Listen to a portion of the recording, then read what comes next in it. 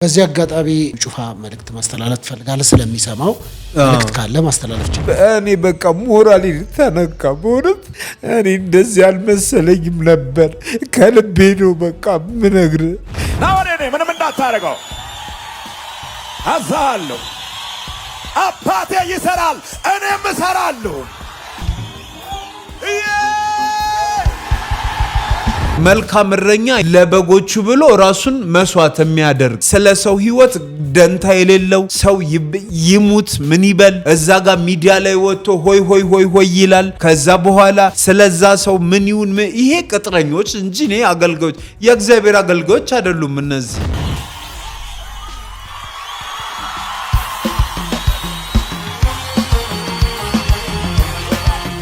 ሀብታም ከሆነ በዝነኛ ታዋቂ ሀብታም የሆኑ የሚሄዱት በዝናቸው ላይ ዝና ለመጨመር፣ በሀብታቸው ላይ ሀብት ለመጨመር፣ በእውቅናቸው ላይ እውቅና ለመጨመር፣ እንደገና ደግሞ በስራ ፉክክር።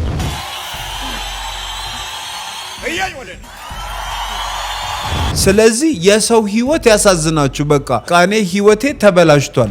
በመንፈስ ትእዛዝ ይሰጠኝና ጉርጉዟን ግደላት ሲለኝ እንደተቃወምኩት ጥሬ ግን እምቢ እንዳለኝ ደምን መታፈስበት ሰዓት ነው ይለኛል። ደምን አፍስስ ይለኛል። እስቲ ምን ሙሉ ሰውነትህን ነው ያደረገ? እንደዛ ያስደረገ ሰውነቴን አስቆራርጦ ይሄ እንዳለ ሰውነትህን እንደዚህ የሚያደርገው ይሄ እንዳለ የሚያዘህ ነው። እንደዚህ የሚያዘኝ ነው። ሰላም ውድ ተመልካቾቼ፣ በመላው ዓለም የምትገኙ ኢትዮጵያውያን ኤርትራውያን ሁላችሁንም ሰላም ላለው እንደምን አላችሁ? እንዴት ቆይታችኋል? እኔ ደህና ነኝ። እናንተ እንዴት ናችሁ? የዲቫይን ሾው ነው። ከዲቫይን መልቲ ሚዲያ ጋር በጋራ በመተባበር የምናዘጋጀው ፕሮግራማችን ነው። እንግዲህ በዚህ ፕሮግራም ሀሳብ አስተያየቶችን እየሰጣችሁ ሼር፣ ሰብስክራይብ፣ ላይክ የምታደርጉ ሰዎች በሙሉ በጣም አመሰግናለሁ። አብራችሁን ስላላችሁ እግዚአብሔር ያክብርልን። በጣም ነው የማመሰግነው። እንዲሁም ደግሞ በዚህ ፕሮግራም ላይ መቅረብ ፈልጋለሁ የምትሉ ሰዎች በዚህ ስልክ ቁጥር በቀጥታ በመደወል ልታገኙን ትችላላችሁ። እንግዲህ በዚህ ፕሮግራም ላይ መምጣት ሀሳቦቻችሁን፣ አስተያየቶቻችሁን መስጠት ትችላላችሁ። ከኛ ጋር ስላላችሁ አመሰግናለሁ። ዛሬ እንግዳ ወደ ስቱዲዮ እንግዲህ መምጣት ፈልጋለሁ። ህዝብና መንግስት፣ የቤተክርስቲያን ሰዎችም ሽማግሌዎችም ሊያውቁት ይገባል የሚል ሀሳብ አለኝ የሚል እንግዲህ ክራይስት አርሚ ኢንተርናሽናል ቤተክርስቲያን በዛ እንግዲህ ፈውስና የድንቅ ተአምራትን ሲሆንላቸው ካየናቸው ወጣቶች መካከል አንዱ ነው። ወጣት ሙጂብ ሙስጠፋ ይባላል። ስለዚህ ሀሳቤን ወደ ህዝብ ማድረስ ስለምፈልግ እናንተ ጋር መምጣት ፈልጋለሁ ስላለ በዚህ መጥቷል። ከኛ ጋር እንግዲህ ምን ሀሳብ እንዳለው የሚያመሰግነውም የሚወቅሰውም ነገር ካለ እንግዲህ ወደ እናንተ ወደ ህዝብ መምጣት ፈልጋለሁ ብሎ መጥቷል። ሙጂብ እንኳን ደህና መጣ። እንኳን ደህና ቆያችሁ። እንዴት ነህ? ሰላም ነው ወይ? እግዚአብሔር የተመሰገነ ይሁን። ሁሉ ሰላም፣ ጌታ ይባረክ። ደህና ነኝ፣ እግዚአብሔር ይመስገን። ጥሩ። እንግዲህ ወደዚህ መምጣት ፈልጋለሁ ብለኸኛልና ምንድነው በምክንያት ነው? ምንድነው ሐሳብ? እስቲ ወደ ሐሳብ እንግባና። እሺ፣ በመጀመሪያ እግዚአብሔር የተመሰገነ ይሁን። ከዛ ወደዚህ ለመምጣትና ሐሳቤን ለማቅረብ የፈለኩበት ምክንያት ከሐኪም ቤት ከሕክምና ከወጣው በኋላ እናቴ ቤት ነበር የሄድኩት። እሺ። እና እናቴ ቤት ሄጄ እዛ እሷ ጋር ነበር ያረፍኩት። ግን ያው ሁኔታዎች ደግሞ እዛ ያሉት እኔም ያው ብዙ ጊዜ ስራ ሞክራለሁ፣ ለመስራት ሞክራለሁ። በተደጋጋሚ ጊዜ ይጨናገፍብኛል ስራው። ስራ ጀመርና ያ በሆነ ምክንያት እንትን ይላል። ራሴንም ቤተሰቤንም ለመርዳት ብዙ ሞክር ማለት ጥረት እያደረኩኝ ነበር። ግን የሆነ ሰዓት ላይ ባላሰብኩት አጋጣሚ የምሰራውም ስራ በቃ ብቻዬንም ሆንኩም። ያው እግዚአብሔርም ቢኖርም ከኔ ጋር ሰውነና ደግሞ ያው ብቻህን ስትሆን ትንሽ አስቸጋሪ ነውና ነገሮች በቃ ይበላሹብኛል፣ ብዙ ጊዜ ይበላሹብኛል። እናቴ ደግሞ አቅሟ በጣም ደካማ ነው። በተደጋጋሚ ጊዜ ያማታል።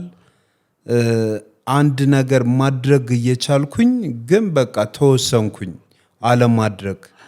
ቁጭ ብዬ የሆነ አሟት ሐኪም ቤት መውሰድ እያለብኝ ግን አልወስዳትም። ከአቅም ማነስ ከተለያየ ነገር ያው በውስጥ የምጸልይላታለሁ። ያ ነገር ሆኖ በቃ ከበደኝ። እሷ የሰው ፊት እያየች እኛን የሚያሳደገችን የሰው ፊት እያየች ነው ከድሮም እና አሁንም ደግሞ በዚህ እድሜ ደግሞ እኔ ተመልሼ ደግሞ እሷ ጋር ሄጄ ሌላ ሸክም የሆንኩባት መሰለኝ። ከዚህ በፊት ያው ሰዎች እግዚአብሔር አስነስቶልኝ ሳሪስ አካባቢ ተከራይቼ ነበር የምኖረው። ከክራይስት አርሚ ቸርች ሳይሆን ሌሎች እህቴ ቱትዬ የምትባል እህት ነበረችኝ። እሷ ነበረች ያው አመት ከምናምን ድረስ የቤት ክራይም እየከፈለችልኝ አንዳንድ ወጪ እንትን እያለች የምታግዘኝ የነበረችው። ከዛ በኋላ ግን ያው ትምህርት ላይ ነበር የዛኔ ትኩረት ያደረኩት። ስለ ስራም አላሰብኩም ነበር። ከነበረብኝ ከባድ እስራት የተነሳም በቃ ማረፍ ነበረብኝና መማር ስለ ክርስቶስ ማወቅ የእግዚአብሔርን ቃል መማር ስለነበረብኝ እዛን ላይ ነበር ትኩረት ያደረኩት። ከዛ በኋላ ግን በቃ እሷም ደግሞ ሰው ናትና ያው እስከ ተወሰነ ስቴፕ ነው ሰው አንተን የሚያግዝ። ከዛ በኋላ ደግሞ ያው አንተም የራስህን ጥረት ማድረግ አለብህ፣ ወይም ደግሞ የሚመለከታቸውም በአንተ ዙሪያ ያሉ የሚመለከታቸው ሰዎች አንተን ሊያግዙህ ይገባል። ግን እሷም ከበዳትና ከዛ የሆነ ሰዓት ላይ ቤቱንም ለቅቄ ወጣው እና አሞኝም ሕክምና ይህን ተከታትዬ ጨርሼ እናቴ ጋር ስሄድ የገጠመኝ ይሄ ነገር ነው። ትላንትና በቃ ብዙ ነገር ይረብሸኛል። ቤት ውስጥ የማያቸው እቃዎች ራሱ ይረብሹኛል። ትላንትናን ያስታውሱኛል እና በቃ ጥዬ ወጣሁ ቤቱን። በቃ ጎዳና ለጎዳና መዞር ጀመርኩ እና ይመለከታቸዋል በዚህ ጉዳይ ስላለሁበት ሁኔታ ይመለከታቸዋል እምላቸውን ከቸርች ሰዎች ደወልኩላቸው። ግን አንዳቸውም በቃ ይመለከታቸዋል፣ ይሄ ነገር ይመለከታቸዋል። እንደ አባልነቴም ያው እንደ ቸርቹም አባል የተነሳ የኔ ችግር የነሱ ችግር ነው። ቤተሰቦቼ እነሱ ናቸው። ሌሎቹም ቤተሰቦቼን በቃ ሁሉንም ነገር ትቻለው። ሁሉንም ቤተሰቤን ሁሉን ነገር ትቼ ክርስቶስን ተከትዬ በዙሪያ ያሉት የእግዚአብሔርን ቃል ለሚያስተምሩኝ እነሱ ናቸው ጓደኞቼ፣ ቤተሰቦቼ። ግን በቃ ፊታቸውን አዞሩብኝ። ደውዬ ጠየቅኳቸው ስላለሁበት ሁኔታ። በቃ የዞርኩኝ በየጎዳና ነው ማድረው። ሆቴል ቤት እየሄድኩኝ ፍርፋሪ እንኳን በቃ አርቦኝ ስጡኝ እያልኩ ነው ምኖረው። እና በቃ የምታግዙኝ ነገር ካላችሁ በቃ እኔ ሞራሌም ተጎድቷል። በሞራልም ቢሆን በቃ እኔ ሁሉ ነገር መሮኛል አልኳቸው። የት ቤተክርስቲያን ደውለህ ነው? ማን ጋር ደወልክ? እነ ፓስተር አካሉ ጋር ደወልኩኝ። ሁሉም በቃ ይመለከታቸዋል እምላቸውን ትልልቅ ሰዎች ጋር ደወልኩኝ። ማን ነው ፓስተር አካሉ? እዛ ዋና ፓስተር አለ፣ አገልጋይ ነው። የቸርች ነው? ክራይስት አርሚ የኔ የማርበት የነበረ ቸርች። ከዛም በቃ ያለሁበት ሁኔታ በጣም አስቸጋሪ ነው። ቢያንስ እንኳን ሐኪም ቤት እንኳን ሕክምና ሊሆኜ እንኳን በቃ ደውሎ እንኳን እንደው ሌላ ሰው እግዚአብሔር እንደው በቃ እግዚአብሔር አስነሳልኝ እንጂ ማላቃቸውን ሰዎች መተው እንኳን እግዚአብሔር እንደዚህ እግዚአብሔር እንኳን ይማረ እንኳን አላሉኝም። ታመህ ነበር አንተ? አሞኝ የካቲት 12 ወደ ወር ተኝቼ ነበር። ምን ሆነህ ተኝተህ? ኩላሊት ፌል አደረገ ብለውኝ ማለት ነው። ፊቴ አብጦ እግሬም አብጦ በቃ በጣም አሞኝ ነበር። ጤና ጣቢያ ስሄድ ወደ የካቲት 12 ላኩኝ። ኩላሊት ፌል አድርጓል ብለው እዛ ወር ተኝቻለሁ። ማንም በቃ እግዚአብሔር ማላቃቸውን ሰዎች የሆነ አንድ አማን የሚባል አገልጋይ አለ መጥቶ ሲጸልይልኝ አለቀስኩኝ። በቃ ወድ ባሰኝ። ለምን? የት ቸርች አገልጋይ ነው አማን? እኔ አላቆም የቸርች እንደሚያገለግል ቲክቶክ ላይ አይቶኝ ነው። እና ሰዎች እና አዲስ የሚባሉ አሉ ውጭ የሚኖሩ እነሱ ብር አሰባስበው መታከሚያ ስጠው ብለው ልከውት መቶ እሱ ሲጸልይልኝ እኔ የምጠብቀው ሌላ ሰው ነው። በቃ ውስጤ በጣም አዘነ። ከክራይስት አርሚ መጥተው አልጠየቁም? ማንም የመጣም የለም ሲጀመር። በቃ መቶ እንኳን እግዚአብሔር ያጽና እንደዚህ ይሁን እንኳን ያለኝ የለም። ዞሮ ዞሮ ግን እግዚአብሔር የተመሰገነ ይሁን። እኔም በቃ አምኜ የእግዚአብሔርም ቃል መጥቶ በቃ ግልኮሱን ነቅየውላ ነው የወጣሁት። እሺ ገና ነው እያሉኝ ግልኮሱን ነቅዬ ወጥቼ ቀጥ ብዬ ሄጄ ቸርች ሄድኩኝ። ያው ፕሮፌት እዩም ጸለየልኝ፣ አግኝቶኝ ጸለየልኝ፣ ሰላም ሆንኩኝ። ከዛ በኋላ እንደውም የምስጋናም ቪዲዮ ሰርቼ ነበር ክርስቲያን ቲዩብ ላይ። እዛም በቃ ሁሉንም አመስግኜ ከዛን ቤት ሄድኩኝ። ግን የማየው ነገር ሁሉ በቃ በተለያየ ምክንያት በቃ የሆነ አጋንንት ይሁን የራሴ ነገር ይሁን ምን ይሁን ፈተና በዛብኝ። የሆነ ስራ በስፌት በሲንጀር የሆነ ቦርሳ ጀምራለሁ። ከምገዛው የምሸጠውና የምገዛበት እቃ ውድ ነው፣ የምሸጠው ርካሽ ነው። ሁሉ ነገር በቃ ምንም ነገር ቤት ውስጥ ማድረግ አልቻልኩም። ሙያ አለ፣ የልብስ መስፋት የቦርሳ ስፌት ሙያ አለኝ። አሁን የልብስ ስፌት መኪና አለ፣ ማሽን አለኝ፣ ትንሽዬ ማሽን አለኝ፣ ይሄ በእግር የሚሰራው። ትልቅ ማሽን ደግሞ ከዚህ በፊት ሰው ሰጥቶኝ ነበር። ሳሪስ እያለው እንዳለ ናሆም ቤት ቁጭ ብዬ ተዘረፈ ቤቱ እንዳለ። ስመለስ የምቀይረው ልብስ እንኳን አልነበረኝም። በቃ የእግዚአብሔር ስራ ነው ብዬ አንድ ሰው ግን ይሄ 4,000 ብር የሚሸጣል ይሄ በእግር የሚሰራ የሰራ ከሰው ላይ አይቶኝ አዝኖልኝ በቃ በዚህች እስቲ ሞክር ብሎኝ እሱ በቃ 2 ቦርሳም ለመስፋት ቀኑ ሙሉ ነው የምትውልበት። ከዛ ቤት ምንም ማድረግ አልቻልኩም። ቤተሰቦቼም ደካማ ናቸው። በቃ ትቼ ወጣው፣ ጥዬ ወጣው። በቃ ሁሉን ነገር ጥዬ ከቤትም ወጣው። በቃ እየዞርኩኝ ይሄው ወደ 15 ቀን ሆነኝ። በቃ ቤት አልገባ፣ ያገኘሁት ቦታ በየባስ ፌርማታ ነው የምተኛው። ዝናብ ሲዘንብ የሆነ ስርተኛ አለው። እንዲሆንኩ እንኳን ብዬ ስደውልላቸው እኔ በቃ ሞራሌ ተነካ። በእውነት እኔ እንደዚህ አልመሰለኝም ነበር። ከልቤ ነው በቃ ምነግር። በእግዚአብሔር ተማመናለሁ፣ እግዚአብሔርን አምነዋለሁ። ግን ደግሞ እንዴ ሰውን አትመልከት እንዴት ይባላል እንዴ? አይኔ ታዲያ ለምን ተፈጠረ? እኔ እኮ አንተ መመልከት እኮ አለብኝ። እኔ ስለ ክርስትና እኮ ቢያንስ አንተ የምታውቀውን እኮ ለእኔ ማስተማር አለብህ። እንዴት ነው አንተ ወንድም ወደኩኝ እምበለው አጥቼ ወደኩኝ እንደዚህ ሆንኩኝ እያለ ምን አይነት ልብ ኖሮ ነው አስችሎ እደውልልሃለሁ ብለህ ስልክ በቃ እስከ መዝጋት? እኔ ራሴን ሁላ በቃ ላጠፋ ነበር። ምርር ብሎኝ በቃ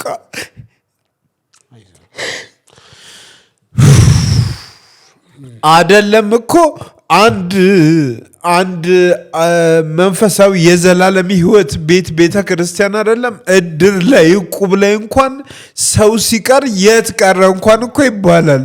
አንድም የሚፈልግ ሰው እኮ የለም እኮ የሆነ ነገር ውስጥ። እኔ ዛሬ እንደውም እግዚአብሔር በቃ የሆነ ሰው እንዲመለከት ይሆናል እዚህ ጋ የመጣሁት። እኔ ሁሉ ነገር አስጠልቶኛል። ግን ለምን እንዴት አይፈልጉም? አብረ እንኳን እኮ 2 ቀን የበላው ሰው እንኳን እኮ አብረ 2 ቀን 3 ቀን አብረ የበላው ሰው የሆነ ቦታ እኮ ሲሄድ የት ሄደ እኮ ያ ሰው ትላለ። ምን ውስጥ ልኑር በምን ልለፍ የሚያውቁት ነገር እኮ የለም። ቢያንስ መተው ግዴታቸውም ላይሆን ይችላል አላቅም። እኔ ግን እኔ እንደ ሰዋዊነት እንደ አብሮኝ 2 ቀን እንኳን የቆየ ለምን የት ሄደ እንኳን እኮ ይባላል እኮ። እግዚአብሔርም ደግሞ ይሄንን ነው የሚያስተምረው እኮ። የመጣው እኮ ክርስቶስ እኮ የጠፉትን በጎች ሊፈልግ እኮ ነው። እና ታዲያ የትኛው ነው ክርስትና? የትኛውን ክርስቶስን ነው የምሰብከው? ሰው እዛ ጋር አንድ ሳምራይት ከድር የምትባል ልጅ ነበረች። አብራኝ ነው ደህንነት የምትማረው። እሷም የመጣችው ከእንደን አይነት በቃ ከባድ ከሆነ ህይወት ውስጥ ነው። በቃ ተስፋ ቆረጥኩኝ። ደውላልኝ በቃ እኔ እንደውም የበፊት ህይወቴ ይሻለኛል አለችኝ። በምን አይነት ቃል ላጽናናት? ተይ እግዚአብሔር እኮ ፈተና የለም አላለም። በፈተና የሚጸና የተባረከ ነው የሚለው። ተይ ልትሰማኝ አልቻለችም። ሰው ሞቶብኝ አንዳቸው እንኳን እግዚአብሔር ያጽናሽ አላሉኝም አውቀው። ስለዚህ ማንንም ዞር ብለው የሚመለከቱት ነገር የለም። እኔ እንደውም የትላንትና ህይወቴ ይሻለኛል ብላ በቃ ባካርግ ያለው አለች። በግልጽ ነው እንደዚህ ያለችኝ። እኔም ተስፋ ቆረጥኩኝ። አንድ ሰው እንኳን ማዳን ካልቻልኩኝ ታዲያ ክርስትና የትኛው ነው? ያቺ ሴት እንኳን መመለስ አቃተኝ። በንግግር እንኳን ተናግሬ እሺ ልትለኝ አልቻለችም። ይሄን ያህል ሰው እየተማረረ እንዴ ለምንድን ነው? ብዙ ሰው ጌታን ተቀብሎ ጌታን ዳን አደለ? የዛ ሰው ህይወትስ? በእርግጥ ሰው ማገልገሉን ትቶ ከዛ ሰው ጋር የግል ህይወት እንትን ሊለው ያ ኖርማል አይደለም። ግን ደግሞ ለሰው ማሰብ አለብህ እኮ። ክርስቶስ እኮ የሞተው እኮ ለሰው ልጆች እኮ ነው። ሰው እኮ እግዚአብሔር ያከበረው ክቡር ፍጡር እኮ ነው። እንደዚህ ወድቆ በአደባባይ ላይ እንደዚህ ሲሆን እንደዚህ እስኪዋረድ ድረስ አንድ ወንድሙ እንኳን መጥቶ አጠገቡ አይዞ የሚለው ሲያጣ ምን አይነት ነገር ነው ይሄ? እኔ በጣም ነው በቃ ሁሉ ነገር ነው ያስጠላኝ። እውነት አሁን የደህንነት ትምህርት ተምረህ ጨርሰህ ተጠምቀሃል? ተጠምቄ የደህንነት ትምህርትም ተምሬ ጨርሻለሁ። የአገልግሎት ትምህርት ነበር የምማረው። በቃ በብዙ ነገር ከዚህ ብዙ ነገር እንትን ብሎኝ የአገልግሎት ትምህርትንም በቃ አልጨረስኩትም። የደህንነት ትምህርት የውሃ ጥምቀት ትምህርት ተምሬያለሁ እና ይሄን ነው። ጥሩ እንግዲህ ወደዛ አሁን ቸርች እዛ አባልነትህ እዛ ነው? የት ነህ አሁን? እኔ አባልነቴ እዛ ነው። ግን በቃ እንዴ እነሱ እንደዚህ እስከሆን ድረስ እንትን ያላሉኝ እኔ ምን ብዬ ነው ስም ሄደው? እኔ እንደውም እኔ እንጃ እግዚአብሔር ብቻ ክርስቶስን አልክደውም። ለእኔ የሰጠኝ የዘላለም ህይወት ነው። ይሄ ስለ ስጋዬ መንከራተት ስለ ስጋዬ እንደዚህ በቃ ማረፍ እንኳን አቃተኝ። ማረፍ እንኳን ቁጭ ብዬ በቃ ስንከራተት እንደው ቀርቦ እንኳን እንዴት ሆንክ እንዴት ነው እንደ ወንድም በቃ እንዴት ነው ና እስቲ ብሎ የሚያማክርም የለም። ያም ይመጣል በቃ ለሆነ ነገር ለማሟሟቅ የእነሱን እንትን ለማለት ያደርጋል። ከዛም ወደ ጎን አንተ ምንቱን እግዚአብሔር ብቻ ለሁሉም ነገር እኮ ይፈርዳል። ግን እኮ እኛ በቴሌቪዥን መስኮትና በሶሻል ሚዲያዎች እንዳየን አንተ ናሆም እርዳታ እንደተደረገላችሁ ገንዘብ እንዳገኛችሁ ህይወታችሁ እንደተቀየረ ነው በአብዛኛው ያያ ነውና ያስ ምንድን ነው የተገባልህ ቃል ነበረ? ያ ቃል ተፈጽሟል? ምን ላይ ነው? አይ እርዳታ ምናምን የሚባለውን ነገር እኔ አላቅም። በመጀመሪያ ደረጃ ተረዱ ምን ካሉ እኔ አላቅም። እኔ ስለ እርዳታው እኔ እግዚአብሔር ረድቶኛል፣ የዘላለም ህይወት ሰጥቶኛል። ሌላውን ግን እንደ ቤተ ክርስቲያን የሚመለከተናል የሚሉት ነገር እኔ ያየሁትም ምንም እንትን የተባልኩትም ነገር ሲጀመርም ለገንዘብም አይደለም። እኔ ዋናው ነገር ቢያንስ ስራ እንኳን የምሰራበት ነገር ስራ ለገንዘብ አይደለም።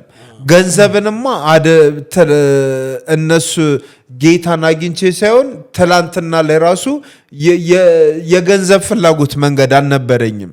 እኔ እውነትን ነው የምፈልገው፣ ውስጥ የሚራበው እውነትን ነው። ረዳን ያሉት አሁን ለምሳሌ ለናሆም የእንጨት መሰንጠቂያ ማሽን የእንጨት መስሪያ ማሽን ገዝተውለት ነበር። ከዚህ በፊት የነገረህ ይመስለኛል። አንድ ደግሞ ፈለው የሚባል ፍቃዱ የሚባል ልጅ ነበር። እኔ በነገራችን ላይ ከሁሉም መጨረሻ ነው የሄድኩት። ናሆም ይዟቸው ከሄዱት ልጆች እኔ መጨረሻ ላይ ነው የሄድኩት። ፍቃዱ የሚባለው ወደ ይሄ አሊቢራ አደባባይ እዛ አካባቢ የሆነ የጁስ ቤት ተከፍቶለት ነበር። ከዛ በኋላ ስራ የለም ብሎ ማሽኑን ምናምን እቃውን መልሶላቸው ነበር። ከዛ ድጋሚ ተቀብሎ አሁን እሱ ያለበት ህይወት አውቶቢስ ተራ ብትሄድ በቃ ይሄ አልጋ አለ በቃ ጎዳና አይነት ፈላው የሚባለው ፒያሳ አካባቢ ራሱ የላስቲክ ቤት ሰርቶ ነው በቃ ባክ አድርጎ ሁሉ ነገር እንትን ብሎ ህይወቱም እንደዛ ሆኖ ለምን ናሆምም ብትል ምንድነው ናሆምም የእንጨት መሰንጠቂያ ማሽን ተገዝቶለት ነበር። እሱንም ያው ነግሯል፣ ሽጦታል። ግን አሁን እዚህ ጋር እኛ የመጣንበት መንገድ አለ። የመጣንበት መንገድ ወይ ከከባድ እስራት ውስጥ ነው የመጣ ነው። ይሄንን ህይወት እኔ ጋር ግን ስትመጣ ምንም ነገር የስራ እድልም ምንም የተፈጠረልኝ ነገር የለም። በቃ ፍላጎቴ እኔ የማገልገል ፍላጎት ነው። ግን በዛ ላይ መቶ ምንድነው የስራ እድል እንትን ያለልኝ የለም። ግን ሌሎች ሰዎች ከቸርቹ ውጭ ያሉ ሰዎች ግን እግዚአብሔር ይስጣቸው ብዙ ነገር አግዘውኛል። እህቴም ያው በጌታ ነው እህቴ የሆነችው። እሷም ከአንድ ዓመት በላይ ቤት ተከራይታልኝ አኑራኛለች። የሚያስፈልገኝን ነገርም እግዚአብሔር የተመሰገነው በሷ አድሮ ዞሮ ዞሮ ክብሩን እግዚአብሔር ይውሰድ። እግዚአብሔር ነው ያደረገልኝ። የፈወሰኝም ክርስቶስ ነው። እንደገና ደግሞ ይህንንም በቃ የእግዚአብሔርንም ቃል እንዳቅ የረዳኝ እግዚአብሔር ነው። ስለ ሁሉም ነገር ማንም ሲሆን እግዚአብሔር ብቻ ክብሩን ይውሰድ። እኔ ማመሰግነው እግዚአብሔርን ነው። ሰዎችንም እግዚአብሔር የተጠቀመባቸው የእግዚአብሔርን ድምፅ ሰምተው ደግሞ ጥሩ ስራ የሚሰሩትንም ሰዎች እግዚአብሔር እነሱንም ዘመናቸውን ይባርክ። ግን ሰዎችን ደግሞ የሚያሰናክሉም ደግሞ አሉ።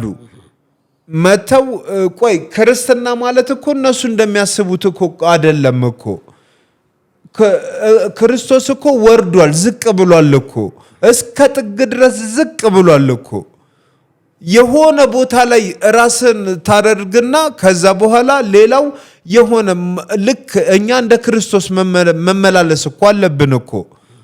ማንኛውም ሰው እኮ በቃ ክርስቶስን ያመነ ሰው እኮ የክርስቶስ ልብ ሊኖረው ይገባል። ለሰው ማዘን ባለበት ቦታ ላይ ማዘን እኮ አለበት። ይሄን ያህል ጭካኔ እኔ አላየውም። እንደዚህ አይነት ጭካኔ በዓለም ላይ ራሱ እንዴ በዱርዬነት ህይወት እንኳን ሙስሊም ክርስቲያን ምኑ በሰላም ተፈቃቅሮ ነው የሚኖረው። አዎ በእርግጥ ይሄ ዓለም የሚወደውን ይወዳል። ክርስቶስ ኢየሱስን ያልተቀበለው ዓለም አንተ እንደ ክርስቶስ ሐሳብ ስትሄድ አይቀበልም። ይሄ ግልጽ ነው፣ እውነት ነው። ግን ደግሞ እንደ ክርስትና ደግሞ የክርስቶስ ልብ ሊኖረን ነው የሚገባው።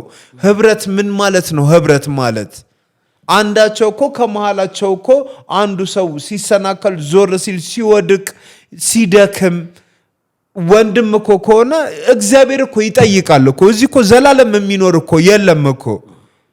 የዛን ሰዓት ምን ሊመልሱ ነው? እግዚአብሔር አላቃችሁም ቢላችሁ ምን ሊመልሱ ነው ይላል እኮ። የእግዚአብሔርም ቃል ጌታ ሆይ በስምህ አጋንንትን አላወጣንም፣ በስምህ ስንት ታምራትን አልሰራንም ይሉታል። ዞር በሉ እናንተ አመፀኞች አላቃችሁም ብሎ ነው ሚክዳቸው። ከእንደዛ አይነት ነገር እንደውም ክርስቶስ ይጠብቀን። የሚጠብቀን ደግሞ በምን አይነት መልኩ ነው? የክርስቶስ ልብ ሲኖረን፣ የተጎዳውን የወደቀውን ስናይ። ወደቀ አብሮ ዛሬ ቁጭ ብሎ እኮ ጉባኤ ላይ እኮ ከጎንህ የሚቀመጠው ሰው እንኳን አብሮ የሆነ ቀን ሲቀር እንዴ እንትና የት ሄደ እንኳን እኮ ትባባላለ አይደለም? ተውና አገልጋይ ደግሞ በጎቹን የመጠበቅ ግዴታ እኮ አለበት እኮ። እሺ አትደውል፣ ማነው ደውዬ ነግሬው እንደዚህ ችግር ገጠመኝ ብዬ ለፓስተር አካሉ እሺ በስሙን 10 ማንሳት እኮ እንትን ስላለኝ ነው። በፊትም ከዚህ በፊትም ታጠቅ ስለተባለ ማለት ነው። ከታጠጋ ታጠቅ ነው ስልኩን። ያው እዛው አገልጋይ ናቸው። ዞሮ እዛው ክራይስት አርሚ ውስጥ የሚያገለግሉ ናቸው። ከዛን ለታጠቅ እንደዚህ ያለውበትን ሁኔታ ነገርኩት፣ አስረዳሁት። ያው ሁሉም ነገር አካሄዳለው። ዘው ብለህ ሄደ ዋናውን ማናገር አትችልም። በእነሱ በኩል ሄደ ነው የምታናገረው። ይሄ የቤተ ክርስቲያን ደንብ ነው፣ አሰራር ነው፣ ደንብ ብለውት። ከዛን ነገርኩት። ቀጥታ ሄደ ማግኘት አትችልም። ቀጥታ ሄደ በቃ ቢዚ ነው እሱም ያገለግላል። ምን ይላል? ቀጥታ ቢያንስ ቆሞ ወይ ለሆነ ሰከንድ ምናምን ብታወራ ነው እንጂ እንደዚህ ሄደ አሁን በቢሮ ቁጭ ብለህ ለማናገር ምናምን እንዲህ ያለውን ችግር ምናምን እድሉን አታገኘውም። በቃ እንደውም ማግኘት ቢኖርብኝ ከሁሉም ምን ያገኝ ነበር፣ ግን አትችልም ማግኘት። እዛ ውስጥ ከስርም ያው ሰዎች አይደሉ ደካሞች ናቸው ሰዎች ስለሆኑ እና ታጠቅ የደውዬ ያሉ በቃ እንዲህ ቤተሰቦቼ ምን አሳዘኑኝ። በቃ እኔ ጭራሽ እነሱ ላይ ድጋሚ መጥቼ ሸክም የሆንኩባቸው ነው የመሰለኝ። ሙስሊሞች ናቸው ቤተሰቦቼ፣ ሙስሊሞች ናቸው። እንደውም እነሱ ምንም ነገር በቃ እንደውም ስመጣ እነሱ ሳይበሉ እናቴ እሷ ሳትበላ ምግብ ለእኔ የሰጠችኝ ቀን አለ። ግን እኮ እኔ ነኝ ጥሬ ሰርቼ ምን ብዬ እሷን ማኖር ያለብኝ። ግን በቃ እሰራለሁ፣ ስራም እኮ እሞክራለሁ፣ እሰራና ይበላሽብኛል። በቃ መጥቶ እንኳን በምክር እንዲህ ነው በርታ ሞራል የሚሰጥ እንኳን ሰው የለም። የያዝኩት አማራጭ ምንድነው? አማራጭ ብዬ የወሰንኩት በቃ ከሁሉም ቤተሰቦቼንም ትቼ መውጣት ነው። ወጣው ከዛን። ስለዚህ ታጠቅ ምን አለ ስደውልለት ያለውበትን ሁኔታ አስረዳሁት። እሺ እንደዚህ ብዬ በግልጽ ሳስረዳው አሁን እንዲህ እንዳልከኝ እኔ እንትን ነው ማዘጋጀው ስራዬ ይሄ ምንድነው ክሩሴድ ነው የክሩሴድ ስራ ስለሆነ የምሰራው ሁሉን ነገር እንደዚህ አይነት ስራ ስላስረከብኩኝ ለፓስተር አካሉ ደውል ብሎ የፓስተር አካሉን ስልክ ቴክስት አደረገልኝ። ከዛን እሺ ብዬ ፓስተር አካሉ ጋር ደወልኩኝ። ደውዬ ስላለውበት ነገር ስነግረው በኢየሱስ ስም አለ በቃ አዘኑ። በኢየሱስ ስም እንዲህ እስክትሆን ድረስ ለምን አልነገርከንም? አሁን የት አካባቢ ነው ያለው ሲሉኝ አሁን ሜክሲኮ አካባቢ ነው ያለው ታልኳቸው። ሜክሲኮ አካባቢ ነው። በቃ እንዲቹ በቃ ፀሐይ ብትተኝ ራሱ በቃ እንደው ታዝንልኛለህ ብትተኝ ራሱ ያለውበት ሁኔታ። ቆይ በቃ ቆይ ጠብቀኝ፣ አሁን ከነ እኑና ከነ እዩ ጋር ተነጋግሬ እደውልልሃለሁ፣ ጠብቀኝ፣ ስልክንም እንዳዘጋ አለኝ። ጠበኩት 2 ቀን ሆነ 3 ቀን ሆነ። ጭራሽ እኔ ስደውል አይነሳም። ስደውል ስልኩ ጭራሽ አይነሳም። ከዛ በኋላ በቃ ግራ ገባኝ። ነገርካቸው? ወደ ሚዲያ እሄዳለሁ ባካቸው አልካቸው? አረ እኔ በቃ ዝም ብዬ ነው። አንተንም አጋጣሚ የሆነ ቁጭ ብለው የሆኑ ልጆች ውሃ ልጠጣ ምናምን ስላቸው ውሃ ይዘው ነበር እና ጠጣ ብለውኝ ከዛን አጠገባቸው ቁጭ ብዬ ያው ትግባባለህ አዲስ አበባ ልጅ ስትሆን ቁጭ ብለህ ያው ብቻ እንደሚሆንም እግዚአብሔር መውጫ እንትኑንም እንትን አይልህም። ቁጭ ብዬ ከዛን እንትን ሚላለ ዩቲዩብ እያዩ ያንተን አየሁት። ከስር ስልኩን አየሁት። ስልኩን ሳየው ስልኩን ያስኩት በእንትኔ ፕሮግራሙን ሳይሆን ስልኩን ያስኩት። ከዛን ቆይ እስቲ ሶፊ ጋር ደውዬ ያለውን ነገር ያለውበትን ሁኔታ ምን ሁኔታ ላይ እንዳለው በቃ ቢያንስ እግዚአብሔር ለምክንያት ይሆናል አልኩኝና ቢያንስ ሰው ማወቅ አለበት። በቃ ሰው ምን አይነት መንገድ ላይ ምን አይነት እንትን ላይ እንዳለው ማወቅ አለበት። ድንገት ያንን ነገር ይተባበረኝ የሆነ እሱ ብዬ አንተ ጋር ደወልኩኝ። አንተም እግዚአብሔር ይስጥ አውርተኝ በስነ ስርዓት አምጥተኝ እድል ሰጠኸኝ እና ሞራሌ ውስጥ የራሱ በጣም ተጎድቷል። ከዛ ይሄ ከናሆም ጋር ትገናኛላችሁ? አው የሆነ ሰዓት ላይ እኔም እዛ ሳሪስ ተከራይቼ በነበርኩበት ሰዓት ላይ እጸልያለሁ። በምጸልይ ሰዓት ብዙ ጊዜ አንድ ነገር አስታውሳለሁ። እኔ ደግሞ ናሆም ወደ ጌታ መንገድ ያመጣኝ እንዳጋጣሚ ሆኖ ልታነቅ በነበረበት ሰዓት ነው። ልታነቅ ገመድ ይዤ በነበረበት ሰዓት ላይ ነው የተገናኘ ነው። ያው ናሆምም ቢሆን ዞሮ በእሱ የሰራው እግዚአብሔር ነው። እና ብሎኝ እሱ ይዞኝ የቤቱ ሄዶ ብዙ ነገር ቤቱ በቃ ብዙ ትዳር አለው። በቃ ትዳሩ ሳያግደው ቤቱ ወስዶኝ እንደገና ደግሞ ቸርች ወስዶኝ ብዙ ነገር ብዙ ከስራቴ እንትን ካልኩ በኋላ እሱ ደግሞ ባክ አድርጎ እንትን ሲል እኔ ውስጤ ሁሌ ይሰማኝ ነበር። እንዴት ነው ትላንትና እሱ ከዛ ህይወት አውጥቶኝ እንዴት ነው እኔ እሱን ምተው ሰውን ጥሎ የት ነው የሚሄደው የሚል እንትን ነበረብኝና የሆነ ሰዓት ላይ አግኝቸው ነበር ሄጄ ቤቱ አግኝቸው ከዛ ሳየው በጣም ተጎድቶ ነበር በጣም ልጁም አድጎ በእግሩ መሄድ ጀምሯል ተጎድቷል አሳዘነኝ ቸርች እኮ ያለው የእግዚአብሔር ቤት እኮ ያለው አንድ ቦታ ብቻ አይደለም እግዚአብሔር እኮ በሆነች ነገር እንዲ እንደ ሰው ጭንቅላት በሆነች ነገር የተከበበ አይደለም እንዲ እንደሚሉት እኛ ቤት ዛሬ እንዲ እኛ ቤት እንዲ አይደለም እግዚአብሔር የትኛውም ቦታ አለ አንተ ጨለማ ውስጥ ሆነ ጨለማ ውስጥ አለ እግዚአብሔር ሰፊ ነው እንደኛ አይምሮ ውስን አይደለም አንተ በእስልምናው ህይወት ምን ያህል ጊዜ ነው የኖርከው እኔ እስልምና ላይ ይሄ ብዙም እስልምና እንትን አይደለም እንደ ተከከለኛ ሙስሊም ሳይሆን በቃ ከልጅነቴም ጀምሮ እኔ በቃ እድሜ ያለፈው ማለት ይችላል አብዛኛውን በእስርና በጠንቋይ ቤት ነው ያለፈው ምንድን ነበር እስቲ እሱን ታሪክ ጠንቋይ ቤት ነበር ካንተ አዎ ጠንቋይ ቤት ነበርኩኝ ጠንቋይ ቤት እዛ ያው አገለግል ነበር የት ጠንቋይ ቤት ነበር ቄራ አካባቢ እሺ እንዴት ነበር አቶ ወንድሙ የሚባል ቤት አለ በቃ ከልጅ እንዴት ገባህ ወደዛ ወደ ጠንቋይ ቤት እሱ ያው አንድ ቤተሰብ ባለማወቅ አንድ ጊዜ እንደዚህ አይነት ነገር ውስጥ እግርህ አይግባ እግር ከደረስክ መግቢያው ሰፊ ነው መውጫው ግን ጠባብ ነው ከዛ በኋላ ነው በልጅነቴ ሄጄ ቤተሰብን ይወሰደህ እዛ አዎ እሺ የሆነ ድንጋይ ነበር እሺ እዛ የጠንቋዩ ቤት ውስጡ ግቢው እየተሰራ ወንዝ አካባቢ አለ ወንዝ አለ እኔ የዛኔ ትንሽ ልጅ ነበርኩኝ 10 አመት ምናምን ልጅ ነበርኩኝ እሺ እና እንደኔ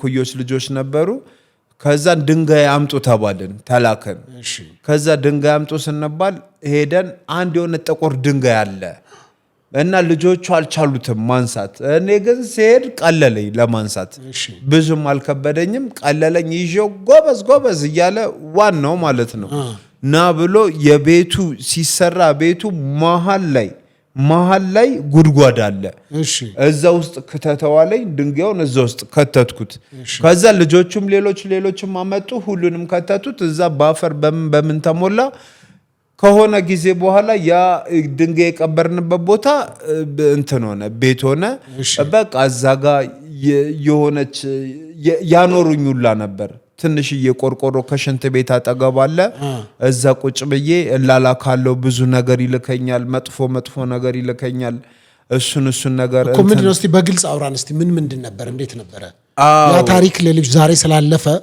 ሌሎች ልጆችም ካሉ ሰው እንዲማሩበት ከዛ በኋላ በቃ ይሄ እነዚህ የሞቱ ዶሮዎች በሌሊት የሞቱ ዶሮዎችን ይልከኛል የሞቱ ዶሮዎች አሁን የሞቱ ዶሮዎች ማለት የሞተ ዶሮ ማለት ነው የሞተ ዶሮ ከሰፈር ነው የምታመጣው ከተለያየ አካባቢ እሺ ከዶሮ ተራ ሊሆን ይችላል የሞቱ አይጦች እነሱ ደግሞ የሞቱ አይጦች ምን ይሆናሉ እሰጠዋለሁ ከዛ በኋላ ውስጥ ገብቶ እሱ የሆነ ነገር ያደርግና በጥቁር ላስቲክ አድርጎ እንደገና ደግሞ ያው የተለያየ ያገኘውንም ሰው ይልካል እየሄድክ ምን ታረጋለህ በየሰው ቤት እሺ አሁን ለምሳሌ በየሰው ቤት ይቀበራሉ እነዛ ሌሊት ነው የሚቀበሩት አሁን ሌሊት በሚቀበሩበት ሰዓት ላይ አንተ እዛ ጋር ምንድነው ይሄ ልክ እንደ መንፈሳዊ ህይወት ይሄ የሰይጣን አሰራር ነው በቃ ትግባባለህ የሚልህን ነገር በመንፈስ ነው የሚልህ እሺ በቃ እንዲሂድ በዚህ ታጠፍ አሁን ለምሳሌ አንተ ስትጠራኝ እንትን ማደ ያለ ከዛ ነጭ ፎቅ አላልከኝም ልክ እንደዛ በዚህ ሄደ በቀኝ በኩል ዞር እንደዚህ ያነ ግቢ ያለ እዛ ግቢ ላይ ወስደ ቅበር ይላል እሺ ያንን በልቶት የሞቶ ዶሮ እሺ በልቶት ማለት ነው ከዛን ልክ ስትቀብር ሄደ እዛ ምንድነው እዛ ቤት ያሉት ባልና ሚስት ለምሳሌ ሊፋቱ ይችላሉ እሺ ልክ ከተቀበረበት ሰዓት ጀምሮ ሰላም የላቸውም ቤታቸው ውስጥ እሺ ሰላም የላቸውም ልጆች ወልደዋሉ ልጆች አሏቸው ግን ከትዳር ይፋታሉ ግን አንድ ሰው ግን ቀርቦ እስቲ ኑ ሁለታችሁም ቁጭ በሉ ብሎ ችግራችሁ ምንድነው ቢል አይደለም ለፍቺ አይደለም ውሃም ያነሳ ምክንያት አይደለም ግን የሰይጣን አሰራር ስለሆነ ቤታቸው ውስጥ ሰይጣን ስለገባ ከዛ በኋላ ይፋታሉ። መፋታትን እንደ ምሳሌ ያነሳሁት እንጂ የተለያየ ከዛ ቤት አሁን አንተ እዚህ ቤት ሆነ እንግዲህ በጌታ አይደለህም እዚህ ቤት ነህ። እዚህ ቤት መጥቶ ጠንቋዩ ካንተ ጋር በሆነ ምክንያት ወይ የሆነ ሰው መጥቶ እንዲህ አድርግልኝ ይለዋል። ይመጣና እዚህ ቤት በር ላይ ዶሮ ወይ የሆነ አይጥ ወይ የሆነ ነገር ይቀብራሉ አይደለ? ቤቱ ያስጠላሃል። በቃ ቤቱ የምታየው ነገር ሁሉ ያስጠላል። ሂድ ልቀቅና ውጣ ውጣ ነው የሚልህ። ሂድ ውጣ ልቀቅና ውጣ ውጣ ይላል። ከዛ በኋላ ቤቱን ለቀ እንደብድ በቃ ብን ብለህ ነው በቃ ስትንከራተት ትኖራለህ። ይሄ የሰይጣን አሰራር ነው። የሚያዘኝም ነገር ደግሞ ነበር። እኔ አሁን ለምሳሌ እንትን አለ በቤተ ክርስቲያን አስራት መባ ይሰበሰባል አይደለ? እዛ ደግሞ ይሄዱና ምን ያሉ ስለት ይሳላሉ። ስለት ማለት አባብዬ እንደዚህ ካደረክልኝ እንደዚህ ገንዘብ እሰጥሃለሁ ይባላል። እንደዚህ ካደረክልኝ እንደዚህ አደርግላለሁ ይሉና ቃል ይገባሉ። በአንድም በሌላም መልኩ ያው የመጥፎ ነገር መሳካት ሁሉ ከሰይጣን ነው። ስለዚህ ያሰቡት መቼስ ጠንቋይ ቤት መሄድ ጥሩ አስተሳሰብ ይዞ አይደለም። ወይ እንትናን እንዲያርግልኝ ወይ እሱም በልጬ እንድገኝ ወይ እንዲሆን ብሎ በቃ ተቃራኒ ሐሳብ ነው ይዞ ጠንቋይ ቤት የሚሄደው። ያ ነገር ግን እንዳጋጣሚ ይሆንና የሚለው ሐሳብ ይሳካለታል። የዛኔ ደግሞ ይሄን ያህል ገንዘብ አመጣለሁ ብሎ ቃል ገብቷል ነበረ። ስለዚህ ያንን ቃል አላከበረም ማለት ነው ሰውየው። ስለዚህ እኔን ይጠራኝና ይሄን ሰው አስወግደው ይለኛል። ከዚህ በፊትም ታስሬያለሁ ሰውም ገድዬ። እንዲህ በቃ ሰው አስገድሎኝ የማላቀውን ሰው ሄጄ ወደ እንግሊዝ ኤምባሲ አካባቢ ነው እንዲህ ዝም ብዬ ምንም አልተገናኘን አላቀው አያቀኝ በቃ ሄጄ በስለት ወጋግቼ ገድየው ሄጄ እጄን ለመንግስት ሰጠው። 9 ዓመት ተፈርዶብኝ 9 ዓመቱን ጨርሼ ወጣው። ውስጥም ሲያሰቃየኝ ውስጥም ያሰቃየኛል። ለምንድነው ያንን ቅጣት የቀጣኝ? አንድ ቀን እርጉዝ ነች ሴቷ። እዛ እንትን ብላለች ደርሳለች ልትወልድ ነው ቃል ገብታለች። የጠየቀችው ነገር ተሳካላት። ከዛ በኋላ ተሳካላትና ግን የገባችውን ቃል አልከፈለችም። ትእዛዙ ሂድና እሷን ግደላት ነው። እኔ ደግሞ አልገላትም አልኩኝ። ሄዶ ሰው አስገድሎኝ አሳስሮኝ በቃ እንዲህ ሁሉም ራሱን አሁን የሚቀድ የተለያየ ምክንያት ይኖረዋል። አንዳንዱ ያው እንዲህ ጭንቀትም አለ ደም ሳይ ዞሮ ሰይጣን ነው፣ የሰይጣን አሰራር ነው። ልንበጫበጭም ነው ምናምን ሊል ይችላል። ሊንበጫበጭ ሊሆን ይችላል የእሱ አስተሳሰብ።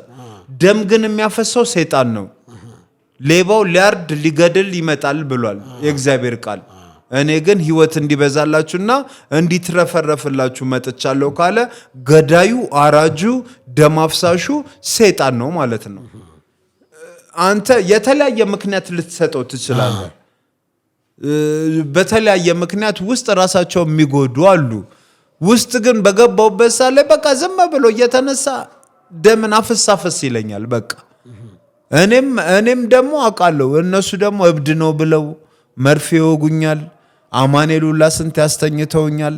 እኔ ግን በቃ የሆነ ሰዓት ኢሲቲ ራሱ ተደረኩኝ። ይሄ የአእምሮ የኤሌክትሪክ ንዝረት ህክምና ኢሲቲ ገብቼ ኢሲቲ ስትገባ በአማኑኤል ሆስፒታል ውስጥ ቤተሰብ ይፈርምልሃል 3 ስትገባ። እኔ ግን 11 ጊዜ ነው የገባሁት። 11 ጊዜ ተደርጌ ዶክተር አስናቀ ይባላል የፎረንሲክ ዋና ክፍል ነው ኃላፊ ነው። እሱ ራሱ ገርሞታል። እንዴት 11 ጊዜ ኢሲቲ ተደርጎ ቢያንስ እንዲህ ሰው አራት ቀን በተከታታይ ለ4 ሳምንት የመርሳት ችግር እንኳን ሊኖርበት ይችላል። እንደገና ደግሞ በእግርም ላትሄድም ትችላለህ። በጣም ከባድ እንትን ነው። እኔ ግን ምንም አልሆንኩም። ጭራሽ አልረሳውም። ምን አላልኩኝ። ሚወጉኝ መርፌ አሁን ተኛ ካሁን ተኛ ብለው ዶዝ አድርገው ሲወጉኝ ጭራሽ እኔ ነቃለው። እኔ የመንፈስ እንትን ውስጥ ስለነበርኩኝ ማለት ነው። ከዛን ግን እግዚአብሔር ብሎ ደግሞ እግዚአብሔር ከዛም አስወጣኝ። እንደገና ደግሞ የሆነ ሰዓት መጨረሻ ላይ ከተፈታውም በኋላ የሆነ ጊዜ ሄድ ነበር። ያው የለመድኩት ማቀው እሱን ነው። ሳድግም ጀምሮ አሁን ከስር ከተፈታ በኋላ ጠንቋዩ ጋር ተመልሼ ሄድኩኝ።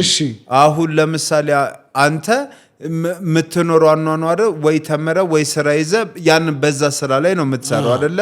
እኔም ከልጅነቴ ጀምሮ ማቀው ያንን ነገር ነው። ሌላ ዓለምን አላቅም። ከዛ በኋላ ተመልሼ እሱ ጋር ሄድኩኝ። እሱ ጋር ሄጄ በቃ ዋናው ከራማ ወደ አንተ እንትን ይላል ይተላለፋል።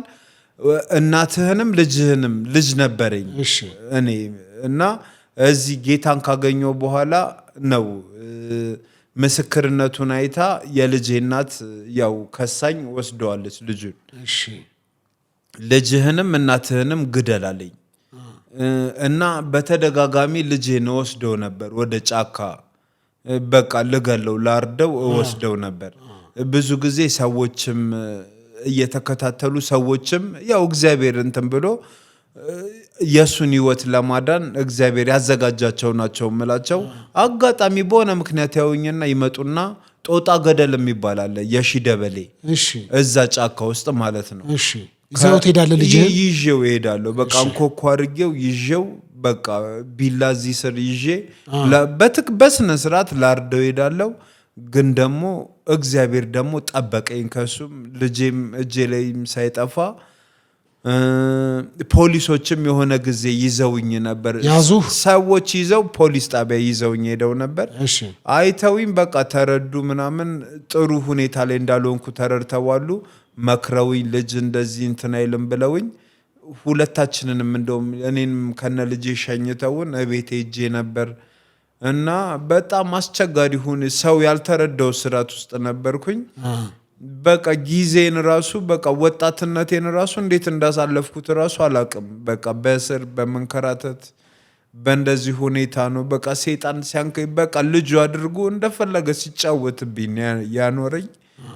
እግዚአብሔር ይመስገን ልጄንም አልገደልኩትም፣ እናቴንም አልገደልኳትም። እግዚአብሔር የተመሰገነ ይሁን። ከዛ በኋላ ግን በቃ የሆነ ሰዓት ራሴን ላጠፋ ነበር ገመድ አዘጋጅቼ። ከዛ እዚህ ላይ ግን ሄድክ ጠንቋዩ ጋር ቄራ አካባቢ ተመልሰ ገባ መካደም ጀመርክ። እዛ በቃ ሚልከኝን ነገር እላላካለው ምን እላለው። በዛ ነው የወጣሁት። እናትንና ልጅን ግደል እና ከራማን ትንትልና በቃ ሲልህ እንዴ ኖርማል ነው የሚያወራ? በመንፈሱ ሆኖ ነው የሚያወራ? በመንፈስም ነው ኖርማል ነው በቃ የሚያወራ። ልክ ድምጹ እንዴት ነው የሚያወራ? አሁን ቸርች ውስጥ ለምሳሌ እንዲገባህ ነው ከቸርች ጋር ማመሳሰለው። እንዴት ነው አንዳንድ ወይ እንዲ ሲያገለግሉ ድምጻቸው ነው ሴቶቹ እንደ ወንድ የሚያወሩት አይነት ነገር ነው። ወንዶቹ ራሱ ድምጻቸው ነው የሚጎረን ድምጽ አለ የሆነ በመንፈስ እንትን ሲሆኑ እዛም እንደዚህ አይነት ነገር አለ። አሁን ጠንቋይ ቤትም ሲያወራ እንደዚህ እንደምናወሩ አይደለም። ድምጹን እንትን ይላል ይቀየራል። አንተ እንዲህ ተብለሃል፣ እንደዚህ አድርግ፣ እናትና ልጅን ግደል፣ እንዲህ ከራሞ ነው የሚነግር የሚያወራ ሰይጣኑ ማለት ነው። ምንም ስሙን ማሰማመርም ማያስፈልግም ሰይጣኑ ማለት ነው የሚያወራ። ከዛን እንደዚያ አለኝ። እኔ ወጣው ትቼ ምን አደረኩኝ?